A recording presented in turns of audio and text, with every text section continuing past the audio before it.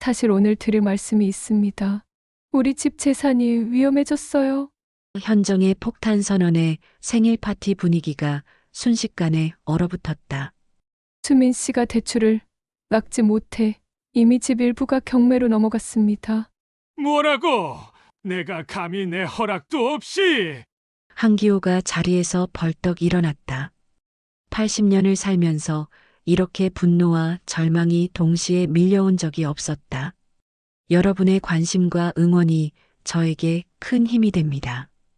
구독과 좋아요, 알람 설정 한 번만 눌러주세요. 오늘도 공감되는 이야기 지금 시작합니다. 새벽 6시 한기호는 어김없이 눈을 떴습니다. 79년을 살아온 몸이 알아서 깨우는 시간이었죠. 은퇴한 지 벌써 15년이 넘었지만 여전히 규칙적인 생활을 유지하고 있었습니다. 세수를 마치고 간단히 옷을 갈아입은 한기호는 동네 공원으로 발걸음을 향했습니다. 이른 아침 공원은 여전히 조용했습니다. 하지만 한쪽 정자에는 이미 몇몇 동네 어르신들이 모여 있었습니다. 한기호의 하루는 늘 이곳에서 시작됩니다. 장기판을 사이에 두고 앉은 박노인과 김노인이 오늘도 한판 승부를 벌이고 있었습니다. 기호야 왔구나. 오늘도 한판 어때? 박노인이 반갑게 손짓했습니다. 한기호는 미소를 지으며 자리에 앉았습니다. 이것이 은퇴 후 한기호의 가장 큰 낙이었습니다. 아침마다 이곳에 나와 동네 어르신들과 장기를 두고 담소를 나누는 시간이었죠. 장기판 위에 말들이 오가는 동안 어르신들의 대화도 이어졌습니다. 오늘은 누구네 손자가 대학에 합격했다는 이야기, 누구네 며느리가 효부상을 받았다는 소식들이 줄을 이뤘습니다. 어제 저녁에 현정이가 또 반찬 갖다 줬더군요. 한기호는 장기말을 움직이며 말했습니다. 며느리 현정은 매주 빠짐없이 반찬을 만들어 가져다 주는 효부였습니다. 친딸보다도 더 잘해주는 며느리 덕분에 혼자 사는 어려움이 많이 줄어들었습니다. 부럽네. 그런 며느리가 어디 있나? 우리 집 놈의 마누라는 명절에나 얼굴 보지. 김노인이 부러워하며 말했습니다. 한기호는 괜히 뿌듯한 마음이 들었지만 한편으로는 무거운 마음도 함께 찾아왔습니다. 장기를 두면서도 한기호의 마음 한구석에는 늘 불안이 자리하고 있었습니다. 겉으로는 평온해 보였지만 속으로는 외로움과 두려움이 점점 쌓여가고 있었습니다. 특히 요즘 들어서는 그런 감정이 더욱 커졌습니다. 40년 가까이 교직에 몸담았던 한기호였습니다. 처음엔 평교사로 시작해서 마지막엔 교장까지 지냈죠. 그때는 매일이 바쁘고 정신없었습니다. 학생들의 문제부터 교사들 간의 갈등, 학부모들과의 복잡한 관계까지 처리해야 할 일이 산더미 같았습니다. 하지만 그때가 좋았습니다. 바쁘더라도 자신이 필요한 사람이라는 느낌, 누군가에게 도움이 되고 있다는 보람이 있었으니까요. 지금은 그런 것들이 모두 사라졌습니다. 나도 늙었구나. 애들이 나를 버리려 하는 건 아닐까? 한기호는 속으로 이런 생각을 하며 장기말을 내려놓았습니다. 아들 수미는 회사 일로 바빠서 한 달에 한두 번 얼굴 보기도 어려웠고 며느리 현정이 아무리 잘해준다고 해도 결국은 의무감에서 하는 일이 아닐까 하는 생각이 들 때가 있었습니다. 장군, 박노인의 외침에 한기호는 정신을 차렸습니다. 생각에 빠져 있다가 실수를 한 모양입니다. 아, 미안하네. 딴 생각을 했나 보네. 요즘 자꾸 그러시네. 무슨 걱정이라도 있나? 김노인이 걱정스럽게 물었습니다. 한기호는 괜찮다며 손을 흔들었지만 마음속 불안은 쉽게 가라앉지 않았습니다. 오전 10시쯤 집으로 돌아온 한기호는 간단히 점심을 차려 먹었습니다. 현정이 만들어준 미역국과 밑반찬들이 상에 올랐습니다.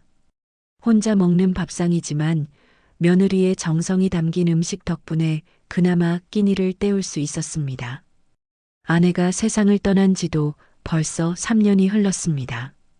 처음 혼자가 됐을 때는 정말 막막했습니다. 45년을 함께 산 사람이 갑자기 곁에 없다는 현실을 받아들이기가 어려웠죠. 아침에 일어나서 아내가 끓여주던 따뜻한 국물 한 그릇이 그리웠고, 저녁에 함께 시청했던 텔레비전 프로그램들도 재미가 없어졌습니다. 식사를 마치고 텔레비전을 보다가 깜빡 잠이 들었습니다. 요즘 들어 이런 일이 잦아졌습니다. 할 일이 없다 보니 시간도 더디게 흐르고 자연스럽게 낮잠이 늘어났습니다. 깨어나면 또 무료한 오후 시간이 기다리고 있었습니다. 오후 2시쯤 문 밖에서 인기척이 들려 깨어났습니다. 현정의 목소리였습니다. 아버님 안 계세요? 한기호는 부랴부랴 일어나 문을 열었습니다. 현정이 평소처럼 반찬통을 들고 서 있었습니다. 그런데 오늘은 뭔가 분위기가 달랐습니다. 평소보다 표정이 진지해 보였고 어딘지 모르게 긴장한 듯한 기색이 역력했습니다. 현정아, 왔구나. 어서 들어와. 아버님, 안녕하세요. 오늘은 반찬 말고 다른 얘기도 있어서 왔어요. 현정은 반찬통을 냉장고에 정리하면서 말했습니다. 한기호는 뭔가 심상치 않은 기운을 느꼈습니다. 현정이 이렇게 진지한 표정을 짓는 일이 흔치 않았기 때문입니다. 거실에 앉은 현정은 잠시 망설이다가 입을 열었습니다. 평소에는 밝고 활기찬 모습이었는데 오늘은 어딘지 모르게 조심스러워 보였습니다. 아버님, 이번 주 토요일 꼭 시간 비워두세요. 중요한 자리가 있어요. 그 말을 들은 순간 한기호의 가슴이 철렁 내려앉았습니다. 현정의 말을 들은 순간 최근에 마을에서 들은 소문이 떠올랐기 때문입니다. 며칠 전 공원에서 다른 어르신들과 이야기하다가 들은 말이었습니다. 이웃집 할머니가 지나가는 말로 했던 이야기였죠. 한 선생님, 이번에 좋은 요양원 들어가신다면서요? 시설이 그렇게 좋다던데. 요즘 자식들이 다 그렇게 한대요. 그때는 별 생각 없이 웃으며 넘어갔는데 지금 현정의 말을 들으니 혹시 그 소문이 사실인 건 아닌가 하는 불안이 물밀듯이 밀려왔습니다. 무슨 자리인데? 한기호는 떨리는 목소리로 물었습니다. 목소리가 떨린다는 것을 들키고 싶지 않았지만 어쩔 수 없었습니다. 하지만 현정은 미소를 지으며 답했습니다. 그건 가서 보시면 알아요. 좋은 일이니까 걱정 마세요. 현정의 말이 끝나자 한기호의 머릿속에는 온갖 생각들이 스쳐갔습니다. 혹시 자식들이 자신을 요양원에 보내려는 계획을 세운 건 아닐까? 그동안 현정이 잘해준 것도 죄책감 때문이었던 건 아닐까? 자신이 가족들에게 짐이 되고 있다고 생각해서 이런 결정을 내린 건 아닐까? 현정아, 혹시... 한기호가 무언가 말하려 했지만 현정은 시계를 보며 자리에서 일어났습니다. 아버님, 저 먼저 가볼게요. 토요일 오전 10시에 수민이가 모시러 올 거예요. 준비하고 계세요. 현정이 나간 후 한기호는 혼자 거실에 앉아 깊은 생각에 빠졌습니다. 평화로워 보였던 일상에 갑자기 균열이 생긴 것 같았습니다. 토요일까지 며칠 남지 않았는데 그동안 어떻게 마음을 추스려야 할지 막막했습니다. 저녁이 되자 한기호는 현정이 만들어준 반찬으로 저녁을 차려 먹었습니다. 하지만 오늘따라 음식 맛이 느껴지지 않았습니다. 마음이 무거워서인지 식욕도 나지 않았습니다. 평소라면 맛있게 먹었을 현정의 정성스러운 요리도 오늘은 그저 의무적으로 넘기는 것 같았습니다. 밤이 깊어갈수록 불안은 더욱 커졌습니다. 한기호는 침대에 누워서도 잠이 오지 않았습니다. 토요일이 무엇을 가져올지, 그날 이후 자신의 삶이 어떻게 바뀔지 걱정이 앞섰습니다. 천장을 바라보며 뒤척이는 시간이 길어질수록 평화 같았던 일상에 생긴 작은 균열이 점점 벌어지는 것만 같았습니다. 토요일이 되기까지 사흘 동안 한기호는 제대로 잠을 이루지 못했습니다. 현정의 말이 계속 머릿속을 맴돌았기 때문입니다.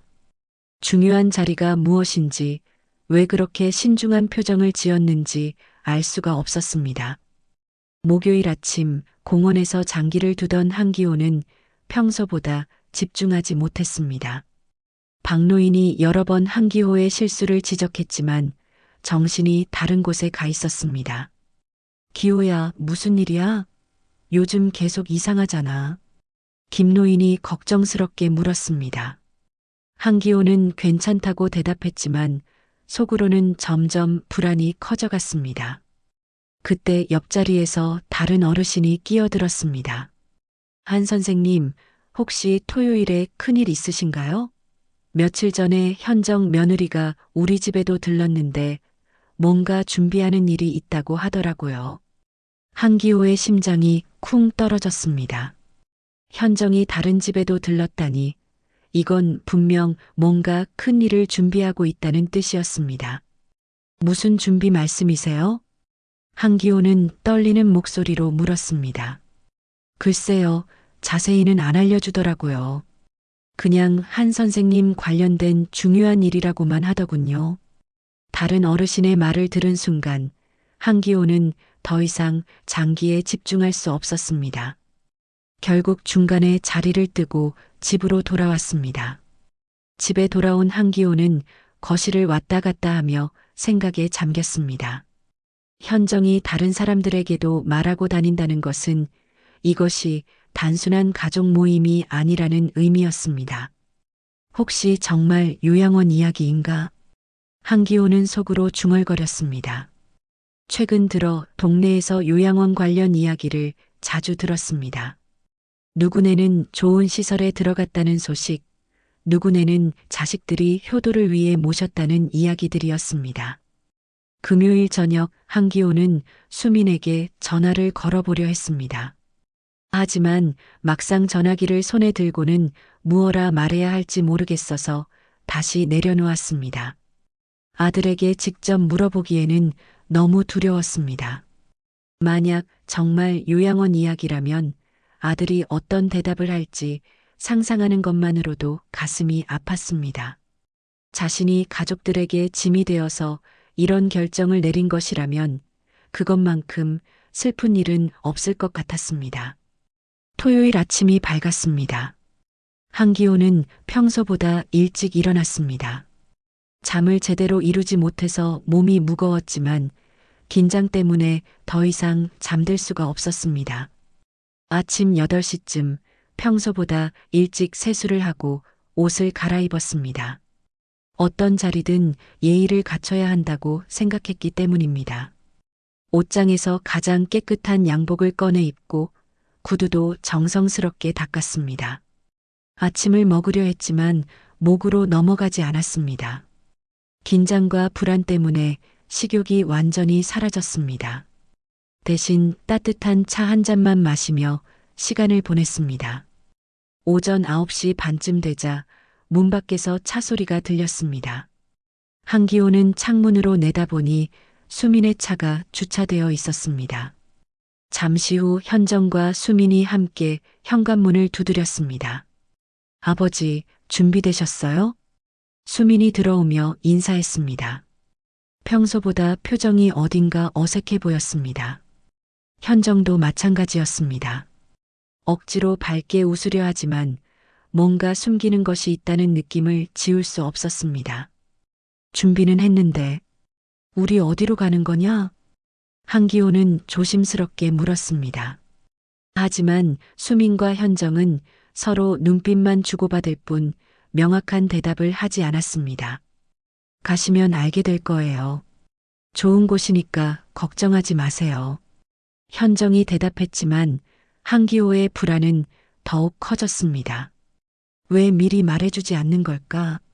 정말 좋은 일이라면 숨길 이유가 없지 않을까? 차에 타자마자 한기호는 더욱 긴장했습니다.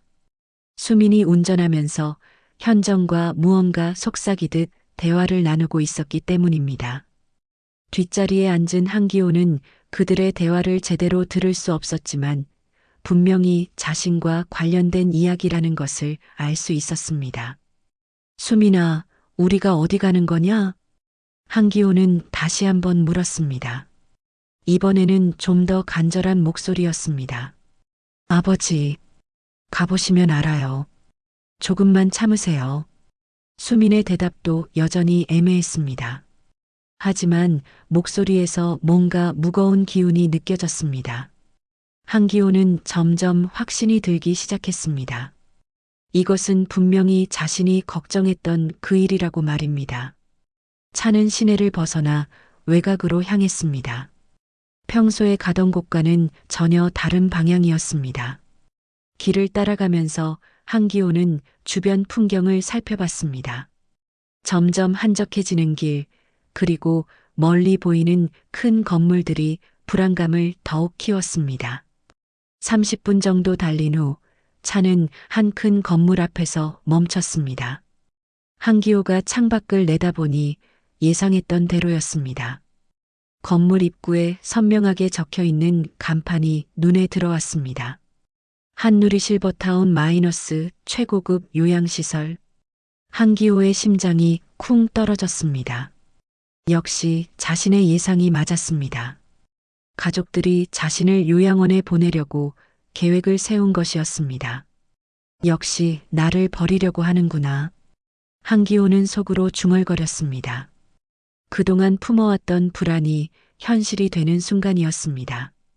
현정이 그렇게 잘해준 것도, 수민이 바쁜 중에도 시간을 낸 것도 모두 죄책감 때문이었던 것입니다. 아버지, 도착했어요. 내리세요. 수민이 차문을 열어주며 말했습니다. 하지만 한기호는 쉽게 내리지 못했습니다. 일단 이 문을 나서면 자신의 인생이 완전히 바뀔 것이라는 생각 때문이었습니다. 아버님, 괜찮으세요? 좋은 일인데 왜 그렇게 걱정스러워 하세요? 현정이 다가와서 한기호의 팔을 부축했습니다. 하지만 한기호는 현정의 말을 믿을 수가 없었습니다. 요양원에 들어가는 것이 어떻게 좋은 일일 수 있을까요? 결국 한기호는 무거운 발걸음으로 차에서 내렸습니다. 한누리 실버타운 건물은 생각보다 크고 깨끗해 보였지만 한기호에게는 감옥처럼 느껴졌습니다. 이제 정말 가족들과 떨어져서 혼자 살아야 하는 건가 하는 생각에 눈앞이 캄캄했습니다. 현정과 수민의 안내를 받아 건물 안으로 들어갔습니다. 로비는 호텔처럼 화려하게 꾸며져 있었지만 한기호의 마음은 점점 더 무거워져만 갔습니다. 한누리 실버타운의 로비는 정말 호텔 같았습니다. 대리석 바닥에 반짝이는 샹들리에, 그리고 곳곳에 배치된 고급스러운 가구들이 눈에 들어왔습니다. 하지만 한기호에게는 그 모든 것이 자신을 가두는 화려한 감옥으로만 보였습니다. 아버님, 이쪽으로 오세요. 현정이 한기호의 팔을 부축하며 앞서 걸었습니다.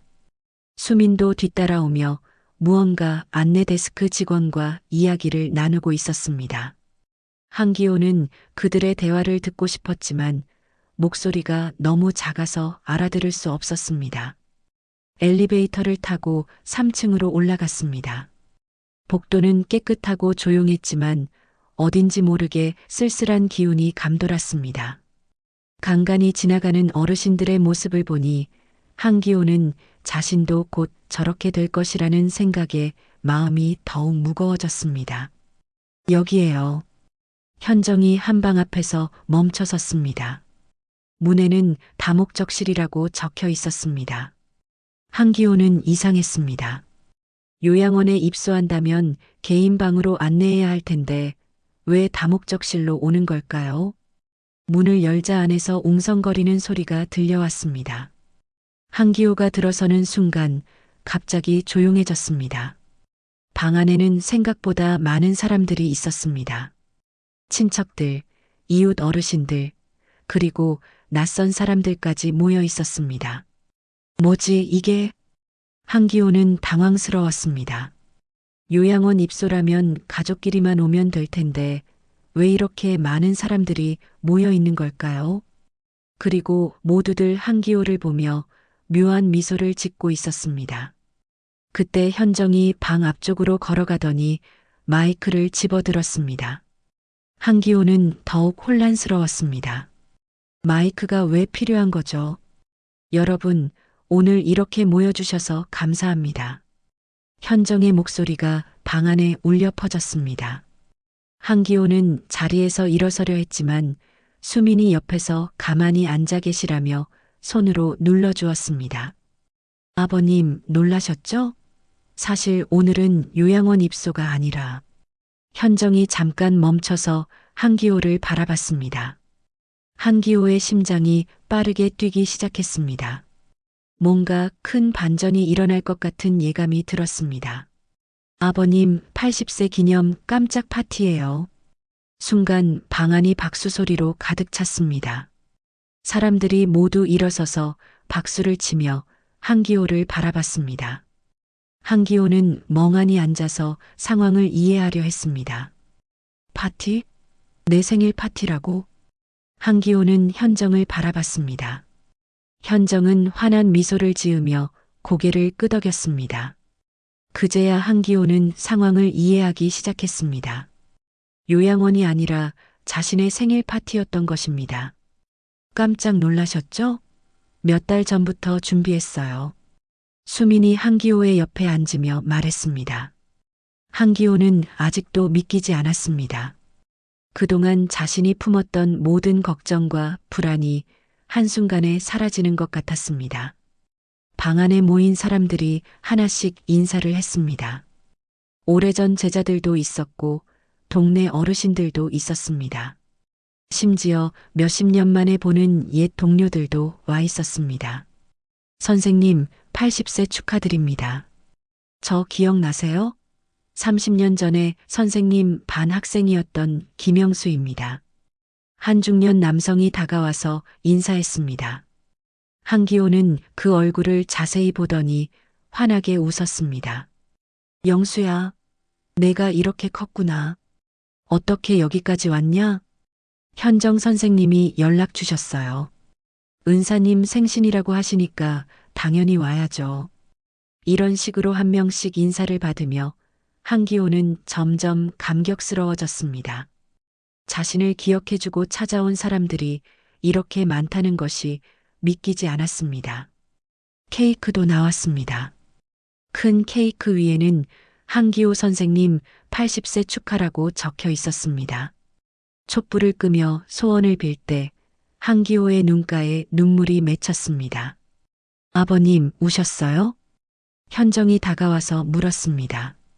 한기호는 고개를 흔들며 웃었습니다. 고맙다, 현정아. 정말 고맙다. 파티는 한창 무르익어 갔습니다. 사람들이 둘러앉아 옛 이야기를 나누고 한기호의 교직 시절 이야기들이 이어졌습니다.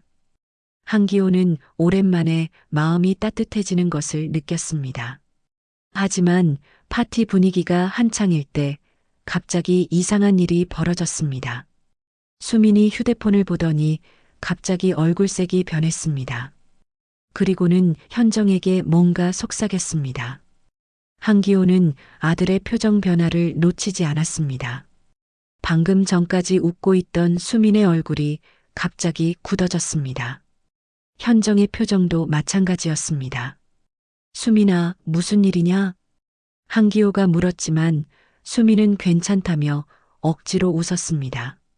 하지만 한기호는 뭔가 심상치 않다는 것을 느꼈습니다. 아들을 40년 넘게 키워온 아버지의 직감이었습니다. 잠시 후 수민이 자리에서 일어났습니다. 아버지, 저 잠깐 나갔다 올게요. 급한 전화가 와서요. 수민은 서둘러 방을 나갔습니다. 한기호는 걱정스럽게 아들의 뒷모습을 바라봤습니다. 분명히 무슨 문제가 생긴 것 같았습니다. 현정도 불안한 기색이 역력했습니다. 억지로 미소를 짓고 있지만 자주 시계를 보며 초조해하고 있었습니다. 다른 사람들은 아직 모르는 것 같았지만 한기호는 분명히 뭔가 큰 문제가 생겼다는 것을 알 수 있었습니다. 10분 정도 지나서 수민이 돌아왔습니다. 하지만 얼굴은 더욱 어두워져 있었습니다. 현정과 눈빛을 주고받더니 현정이 다시 마이크를 잡았습니다. 여러분, 죄송하지만 잠깐 조용히 해주세요. 아버님께 중요한 말씀을 드려야 할 것이 있습니다.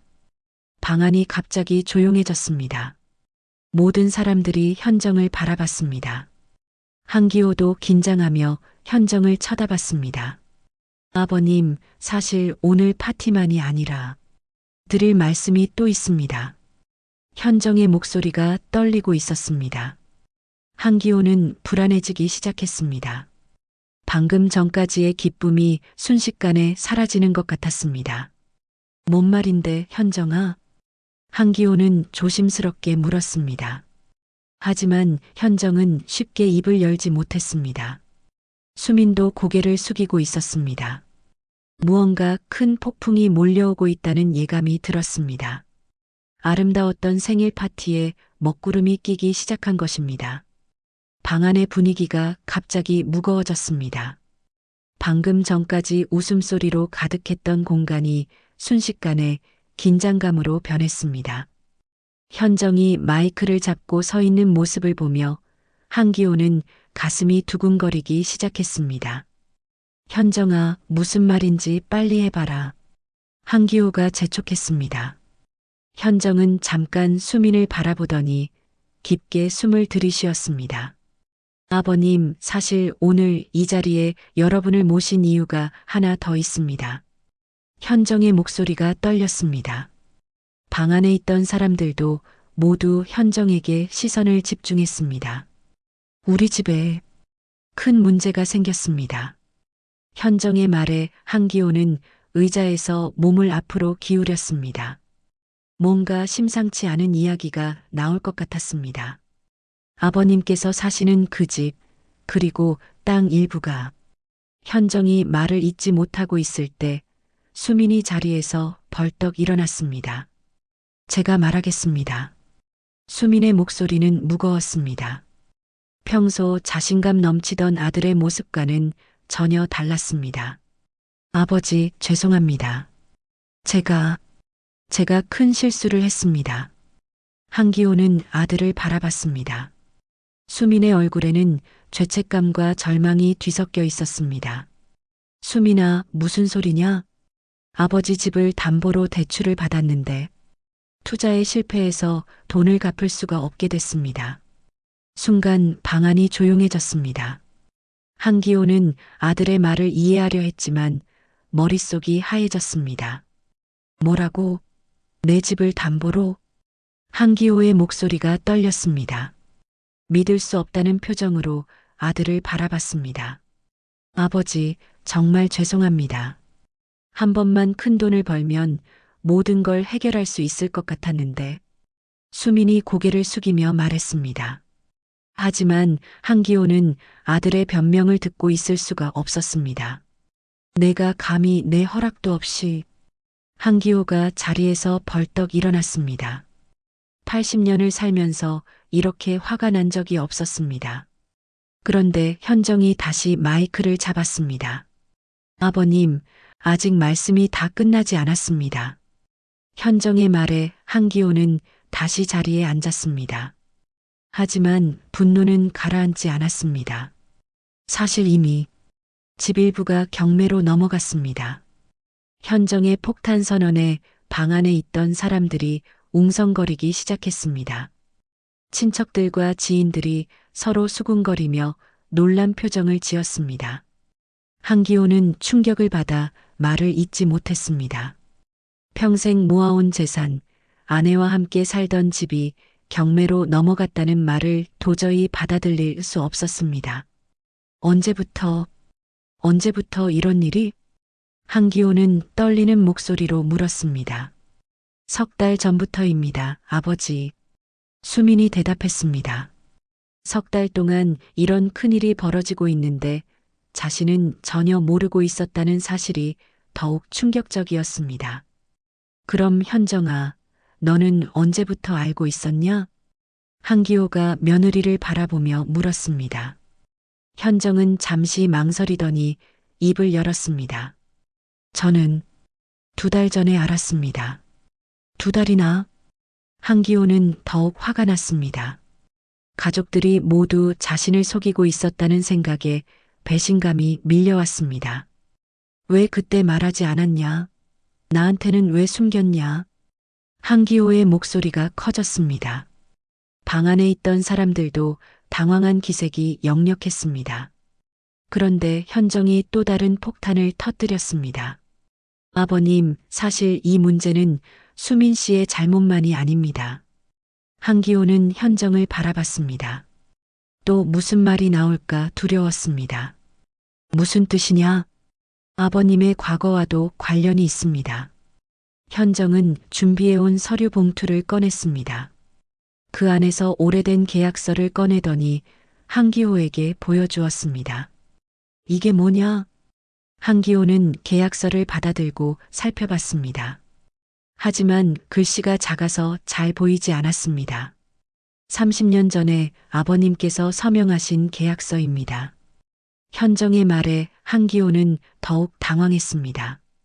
30년 전이라니 그런 오래된 계약서가 왜 지금 나오는 걸까요? 당시 아버님께서 제자였던 김태수 씨에게서 큰 돈을 빌리셨죠. 현정의 말에 한기호의 얼굴이 창백해졌습니다. 김태수라는 이름을 들은 순간 오래전 기억이 되살아났습니다. 김태수? 그놈이. 한기호는 중얼거렸습니다. 김태수는 한기호가 교장으로 있을 때 가르쳤던 제자였습니다. 나중에 사업을 해서 성공한 사람이었죠. 그 계약서에는 특별한 조항이 있었습니다. 현정이 계속 설명했습니다. 만약 아버님께서 돈을 갚지 못하거나 사망하실 경우 부동산 일부가 자동으로 김태수 씨에게 넘어간다는 조항이었습니다. 한기호는 그제야 상황을 이해하기 시작했습니다. 30년 전에 급하게 서명했던 그 계약서가 지금 문제가 되고 있는 것이었습니다. 그런데 지금 수민 씨의 대출 문제로 집이 경매에 넘어가면서 김태수 씨가 그 계약서를 들고 나왔습니다. 현정의 설명에 한기호는 머리가 어지러웠습니다. 과거의 일이 현재와 얽혀서 이렇게 복잡한 상황이 된 것이었습니다. 그래서 오늘 이 자리를 마련한 겁니다. 현정이 마지막으로 말했습니다. 김태수 씨를 만나서 이 문제를 해결하려고 합니다. 한기호는 현정을 바라봤습니다. 며느리가 이 모든 상황을 파악하고 해결책을 찾으려 하고 있다는 것을 알 수 있었습니다. 김태수가 온단 말이냐? 네, 조금 있으면 도착할 예정입니다. 현정의 말에 한기호는 복잡한 심경이 되었습니다. 30년 만에 만나게 될 옛제자, 그리고 자신의 실수로 인해 벌어진 이 모든 상황들이 머릿속에서 복잡하게 얽혔습니다. 방 안에 있던 사람들도 모두 긴장한 표정이었습니다. 생일 파티로 시작된 이 자리가 가족의 운명을 결정하는 중요한 순간이 될 줄은 아무도 예상하지 못했을 것입니다. 한기호는 깊은 한숨을 쉬었습니다. 평생 쌓아온 모든 것이 하루아침에 무너질 수도 있는 상황에서 과연 어떤 선택을 해야 할지 막막했습니다. 한기호는 떨리는 손으로 30년 전 계약서를 다시 한번 살펴봤습니다. 세월이 흘러 종이는 누렇게 변했지만 자신의 서명은 여전히 선명했습니다. 그때의 급박했던 상황이 마치 어제 일처럼 떠올랐습니다. 아버님, 기억나세요? 그때 왜 김태수 씨에게서 돈을 빌리셨는지 현정이 조심스럽게 물었습니다. 한기호는 고개를 끄덕였습니다. 어떻게 잊을 수 있겠습니까? 그때는 정말 절박한 상황이었습니다. 수민이 어머니가 큰 수술을 받아야 했거든. 한기호의 목소리가 떨렸습니다. 아내의 암 수술비가 급하게 필요했던 그때 은행 대출도 받기 어려웠고 다른 방법을 찾을 수가 없었습니다. 그때 김태수가 나타나서 도와주겠다고 했어. 옛 스승을 도와드리는 게 당연하다면서. 한기호는 그때를 회상하며 말했습니다. 김태수는 당시 사업으로 꽤 성공한 상태였고 기꺼이 도움을 주겠다고 나섰습니다. 하지만 계약서에 그런 조항이 있었다는 걸 몰랐어. 급해서 제대로 읽어보지도 못했고. 한기호는 후회스러운 표정을 지었습니다. 그때 좀 더 신중했다면 이런 일은 벌어지지 않았을 것입니다. 그때 현정이 또 다른 서류를 꺼냈습니다. 아버님, 사실 김태수 씨가 최근에 보낸 공문이 있습니다. 현정은 공문을 한기호에게 건넸습니다. 한기호는 안경을 끼고 공문을 읽기 시작했습니다. 재산 이전 통지서? 한기호는 믿을 수 없다는 표정으로 공문을 바라봤습니다. 김태수 씨가 계약서에 따라 아버님의 부동산 일부에 대한 소유권을 주장하고 있습니다. 현정의 설명에 한기호는 더욱 당황했습니다. 30년이 지난 지금에 와서 그런 주장을 한다니 도저히 이해할 수 없었습니다. 그런데 더 큰 문제가 있습니다. 현정이 계속해서 말했습니다. 수민 씨의 대출 문제와 김태수 씨의 소유권 주장이 겹치면서 집 전체가 위험해졌습니다.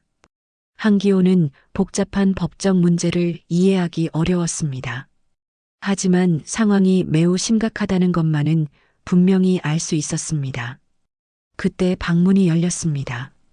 한누리 실버타운 직원이 들어와서 현정에게 뭔가 귀띔했습니다. 김태수 씨가 도착하셨습니다. 현정이 모든 사람들을 향해 말했습니다. 방 안의 분위기가 더욱 긴장으로 가득 찼습니다. 잠시 후 문이 열리고 김태수가 들어왔습니다. 30년 만에 보는 옛 제자의 모습이었습니다. 김태수는 여전히 건장해 보였고 고급 양복을 입고 있어서 성공한 사업가의 모습을 하고 있었습니다. 선생님, 오랜만입니다. 김태수가 한기호에게 인사했습니다. 하지만 그 인사에는 예전의 따뜻함이 없었습니다. 차갑고 사무적인 느낌이었습니다. 김태수? 내가 이럴 수가 있냐? 한기호는 실망스러운 표정으로 김태수를 바라봤습니다. 어떻게 옛 제자가 이런 식으로 나올 수 있는지 이해할 수 없었습니다. 선생님, 저도 사업을 하다 보니 감정으로만 처리할 수 없는 일들이 있습니다. 김태수는 냉정하게 대답했습니다. 계약은 계약입니다. 30년 전에 선생님께서 직접 서명하신 것 아닙니까? 김태수는 가방에서 계약서 사본을 꺼내 보여줬습니다. 한기호와 똑같은 계약서였지만 김태수가 가진 것에는 더 자세한 조항들이 적혀 있었습니다. 이 계약서에 따르면 선생님께서 돌아가시거나 재정적 어려움이 생길 경우 해당 부동산의 3분의 1이 제게 넘어오게 되어 있습니다. 김태수의 설명에 한기호는 충격을 받았습니다. 3분의 1이라니 그건 집의 상당 부분에 해당하는 것이었습니다.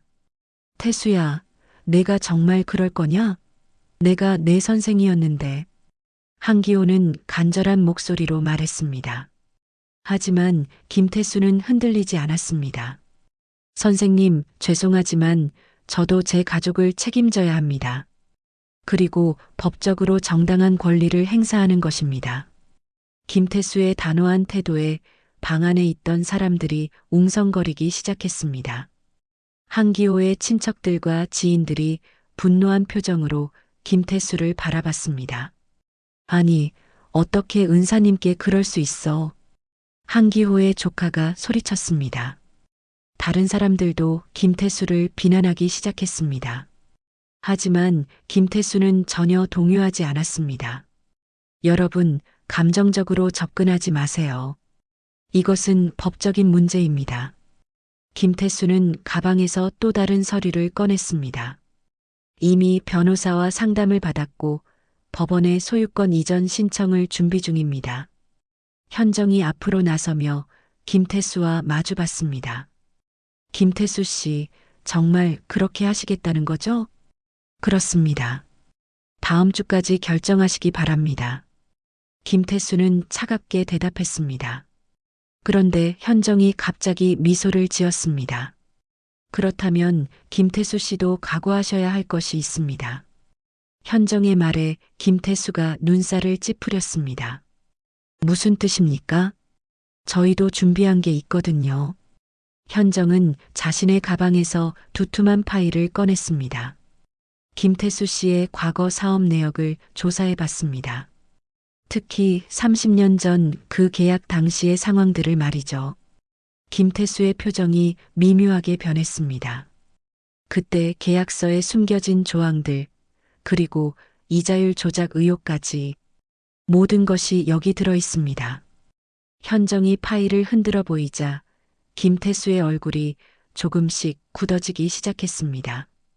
혹시 공개적으로 이 문제를 다루게 되면 김태수 씨의 과거 사업 방식들도 함께 공개될 수밖에 없을 것 같은데요.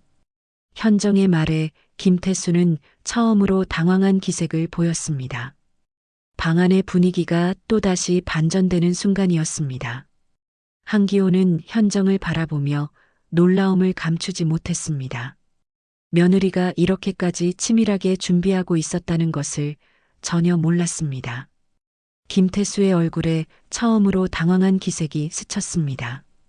현정이 내민 파일을 바라보며 그동안 보여줬던 여유로운 모습이 조금씩 흔들리기 시작했습니다. 뭘 조사했다는 겁니까? 김태수가 떨리는 목소리로 물었습니다. 현정은 파일을 천천히 열어 보였습니다. 30년 전 김태수 씨의 사업 기록들입니다. 특히 당시 여러분들에게 돈을 빌려주면서 사용했던 계약서들을 말이죠. 현정은 차분한 목소리로 설명했습니다. 한기호는 며느리가 언제 이런 조사를 했는지 궁금했습니다. 당시 김태수 씨께서 사용하신 계약서들을 보면 모두 비슷한 패턴이 있더군요. 숨겨진 조항들, 그리고 법정 이자율을 초과한 이자 설정까지. 현정의 말에 김태수는 점점 더 불안한 기색을 보였습니다. 그건 당시 관행이었습니다. 김태수가 변명했지만 현정은 멈추지 않았습니다. 관행이었다고 하시지만 법적으로는 문제가 되죠. 특히 아버님처럼 급한 상황에 있던 분들을 상대로 이런 계약을 체결한 것은. 현정은 다른 서류를 꺼내 보였습니다. 사기와 고리대금업에 해당할 수 있습니다. 방안이 조용해졌습니다. 김태수는 서류들을 바라보며 말을 잇지 못했습니다. 한기호는 현정을 바라보며 감탄했습니다. 언제부터 이런 준비를 해온 것인지 며느리의 치밀함에 놀라지 않을 수 없었습니다. 현정아, 내가 언제부터 이런 걸 조사했냐? 한기호가 물었습니다. 현정은 아버지를 바라보며 미소를 지었습니다. 아버님, 사실 저는 수민 씨가 대출 문제를 일으키기 전부터 이상한 점을 눈치챘어요. 현정의 말에 수민이 고개를 들었습니다. 몇 달 전부터 수민 씨가 자꾸 급한 돈 이야기를 하더라고요. 그래서 혹시나 해서 아버님 재산 관련 서류들을 살펴봤죠. 현정은 계속해서 설명했습니다. 그때 김태수 씨의 계약서를 발견했고 이상하다고 생각해서 조사를 시작한 거예요. 한기호는 며느리가 그동안 얼마나 신경을 써왔는지 알 수 있었습니다. 그래서 오늘 이 자리를 만든 거였구나. 한기호는 이제야 현정의 진짜 의도를 이해했습니다. 단순한 생일 파티가 아니라 가족을 지키기 위한 치밀한 계획이었던 것입니다. 김태수는 잠시 고민하더니 입을 열었습니다.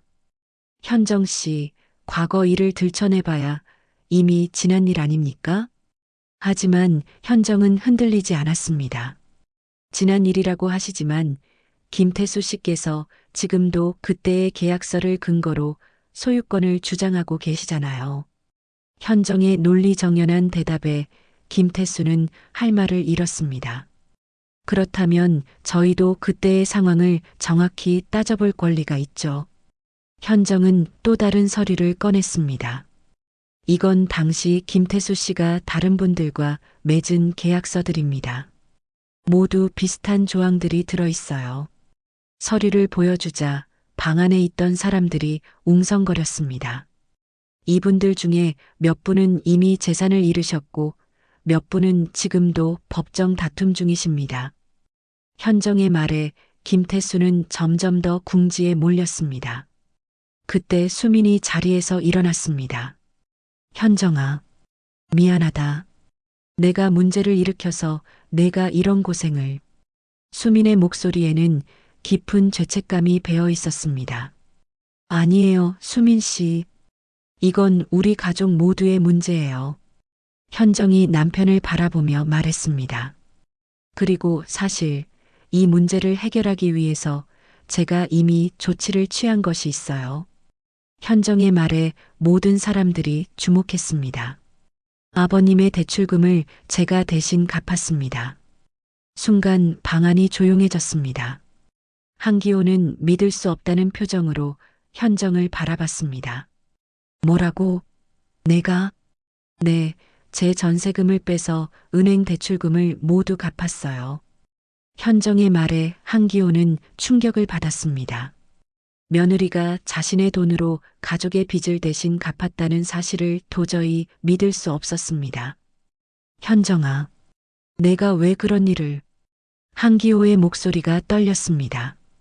며느리가 이렇게까지 희생을 한 것을 전혀 몰랐습니다. 아버님, 저희는 가족이잖아요. 가족이면 어려울 때 서로 도와야죠. 현정의 말에 한기호의 눈가가 촉촉해졌습니다. 그런데 김태수 씨의 계약서 문제는 별개의 문제라서 이것도 해결해야 해요. 현정은 다시 김태수를 바라봤습니다. 김태수는 잠시 생각하더니 입을 열었습니다. 현정 씨, 그렇다면 어떤 제안을 하시려는 겁니까? 간단합니다. 그 계약서를 무효로 인정해 주세요. 현정의 직설적인 제안에 김태수가 당황했습니다. 무효라니?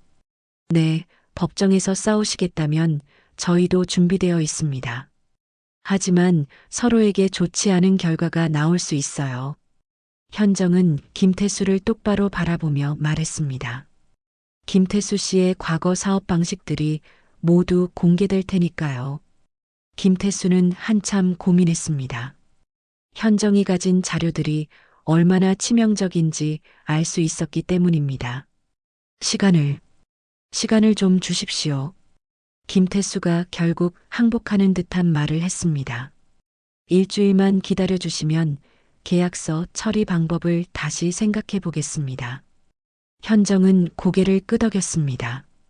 좋습니다. 하지만 그동안 소유권 이전 신청 같은 법적 조치는 중단해 주세요. 김태수는 마지못해 동의했습니다. 한기호는 며느리의 모습을 보며 새삼 놀라지 않을 수 없었습니다. 조용하고 순종적인 줄만 알았던 현정이 이렇게 강단 있고 지혜로운 사람이었다니. 현정아. 한기호가 며느리의 손을 잡았습니다. 고맙다. 정말 고맙다. 내가 아니었으면 우리 가족이 어떻게 됐을지. 현정은 시아버지의 손을 꼭 잡으며 말했습니다. 아버님, 이제 진짜 가족이 뭔지 아시겠죠? 한기호는 고개를 끄덕이며 눈물을 닦았습니다. 며느리 덕분에 가족의 진정한 의미를 깨달은 것 같았습니다. 일주일이 지났습니다. 한기호는 그동안 매일 현정이 준비한 자료들을 다시 살펴보며 과거를 돌아봤습니다. 30년 전 급박했던 상황에서 내린 결정이 이렇게 큰 문제로 돌아올 줄은 꿈에도 생각하지 못했습니다. 수미는 회사를 그만두고 집에서 아버지와 시간을 보내고 있었습니다. 그동안 바쁘다는 핑계로 소홀했던 효도를 뒤늦게 실천하려는 마음이었습니다. 아버지, 정말 죄송합니다. 제가 욕심을 부리지 않았다면. 수민이 또다시 사과하자 한기호는 아들의 어깨를 두드렸습니다. 그만해라. 이미 지난 일이고 현정이가 다 해결해줬잖아. 하지만 한기호의 마음은 여전히 무거웠습니다. 김태수가 정말 계약서를 포기할지 확신할 수 없었기 때문입니다. 목요일 오후 현정에게서 전화가 왔습니다. 아버님, 김태수 씨에게서 연락이 왔어요. 내일 만나자고 하는데요. 한기호는 가슴이 두근거렸습니다. 드디어 최종 결정이 날 때가 온 것입니다.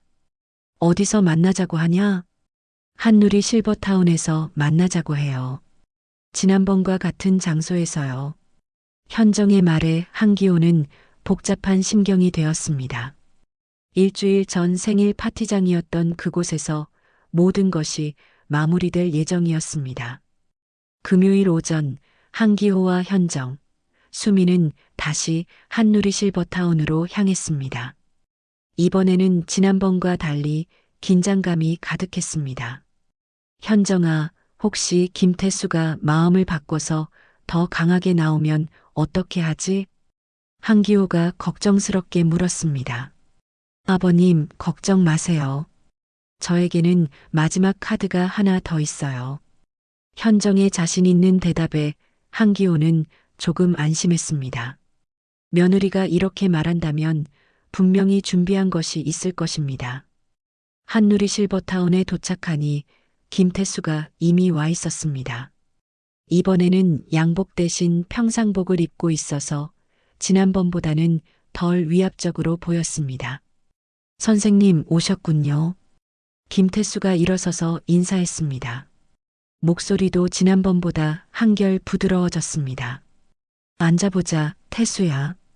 한기호가 자리에 앉자 김태수도 따라 앉았습니다. 현정과 수민도 옆자리에 앉았습니다.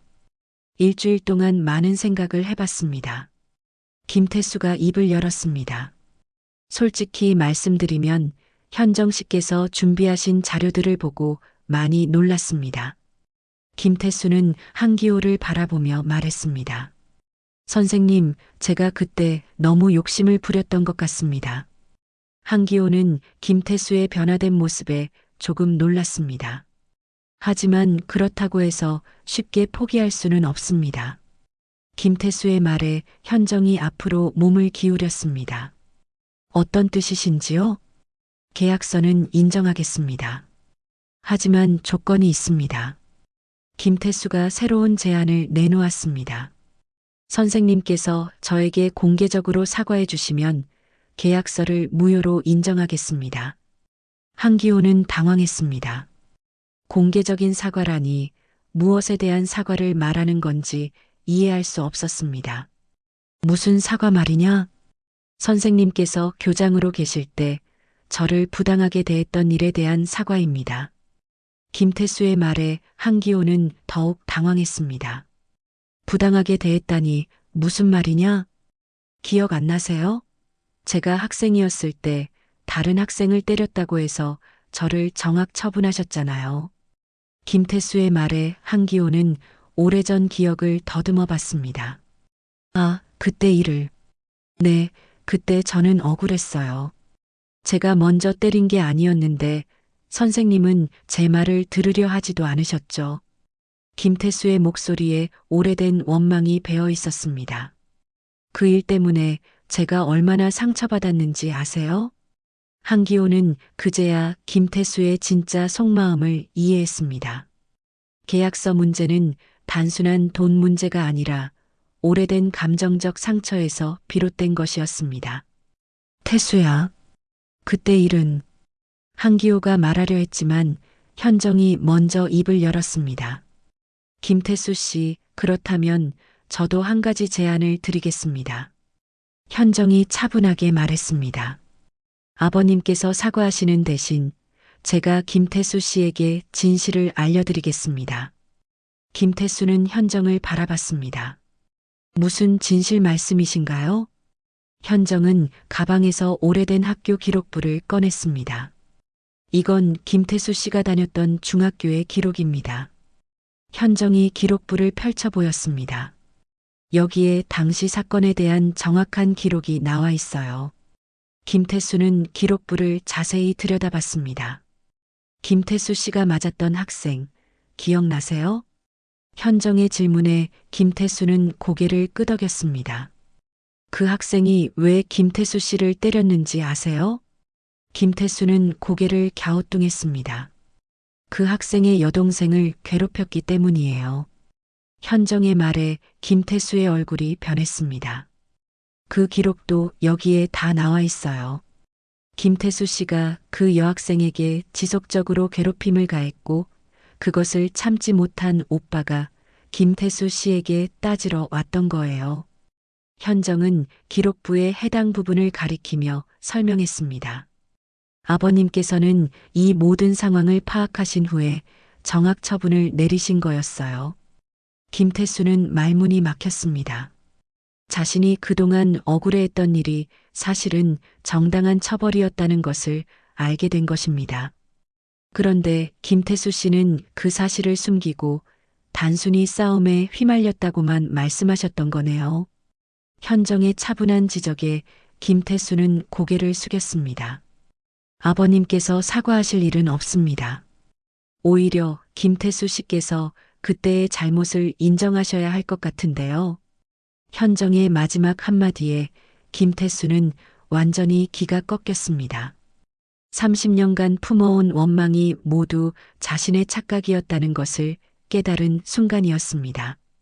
김태수는 한참 동안 고개를 숙이고 있었습니다. 30년간 마음속에 품고 있던 원망이 모두 자신의 착각이었다는 사실을 받아들이기가 쉽지 않았습니다. 방 안은 조용했고 모두들 김태수의 반응을 기다리고 있었습니다.